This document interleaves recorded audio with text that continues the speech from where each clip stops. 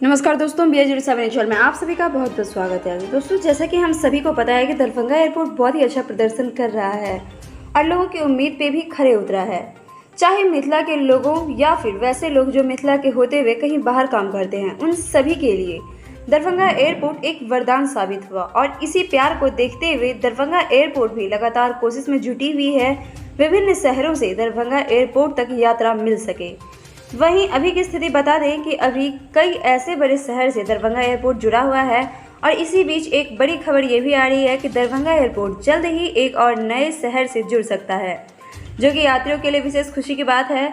और मिथिला वासियों के लिए एक खास उपलब्धि बता दें कि कल के दिन रांची एयरपोर्ट पर रांची के सांसद संजय सेठ आए हुए थे। वहीं पर उन्होंने एक मीटिंग की और इस मीटिंग के दौरान उन्होंने ये कहा कि रांची से दरभंगा के लिए एक फ्लाइट की सेवा शुरू की जाए। तो दोस्तों, अगर सब कुछ सही रहता है तो बहुत ही जोर से रांची से दरभंगा के लिए फ़्लाइट की सेवा शुरू हो सकती है।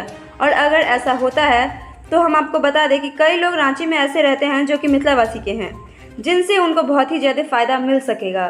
तो दोस्तों, इस बारे में आपकी क्या राय है, ज़रूर आप हमें सुझाव दें कमेंट लिख के।